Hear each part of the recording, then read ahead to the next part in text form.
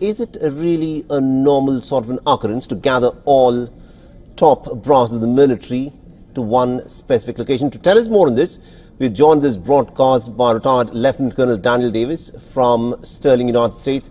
He's a military expert and also host of Daniel Davis Deep Dive. Thank you very much indeed, Colonel Davis, for joining us here on Beyond Now.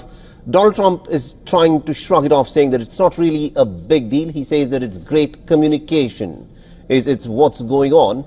But to try and get 800 of the top military generals of the U.S.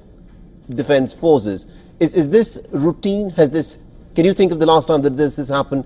And why do you think the Pentagon wants all of them together in one location? Most assuredly not common, and I am aware of no time in the entire history of the United States that it's ever happened. The actual comment is not every admiral and general, it's every admiral and general in a command position. So it's not quite that many, but it's just as significant because it's every one of them. They said there are no exceptions, and that resulted in a lot of consternation among many of them that are talking offline and you know, not publicly, because they're saying we have CIVETS, what's called, it's a secure video teleconference, which they use routinely. I certainly used it when I was on active duty many times, even to talk to officials in Washington, D.C.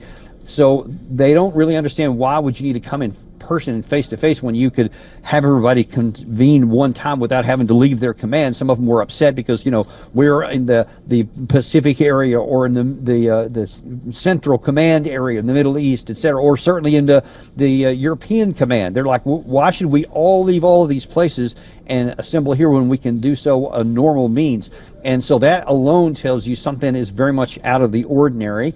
In terms of why this is, unfortunately, all we're left with is complete guessing, because very rarely, and I don't think that this was any coincidence, 3 days before this announcement, you had the Secretary of War say that new rules were going to be in place for the media that cover the Pentagon, and that now then they have to sign a document that says they will not use any kind of news from any kind of sources or anybody that may get through either classified or even unclassified sources that they talk to, unless it's approved by the Pentagon, which is by itself a pretty big and problematic issue here. But then this comes afterwards. So whatever it is, they don't want anyone to leak this ahead of time.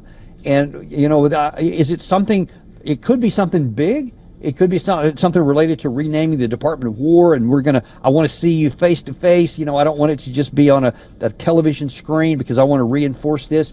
And we got to be honest, it could also be something kind of minor. It could be just like, you know, I just wanted to get everybody together here so you can hear from me, the Secretary of War, you know, what I think is important, etc. And you can't disclude either one of those. So we're all, unfortunately, just left to wait and find out. All right. Now, the summons were, of course, issued by Pete Hegseth, the Secretary of War.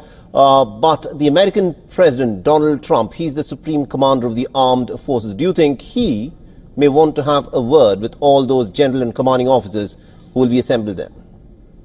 Well, I thought those comments were kind of odd, the one that you just showed a minute ago, because he almost seemed like he wasn't even aware of it. And he said, well, I'll talk to them if they want me to, meaning that it implied that was not the intent, that the commander-in-chief wanted to talk to his senior commanders. So I'm not sure what to make of that. He's kind of used that hyperbole in the past when he really did have the intent. But, I mean, all we can go by so far is what he's actually said. So you would think, but we'll find out. We'll, of course, find out. Thank you very much indeed, Colonel Davis, for joining us with that perspective there. Always my pleasure.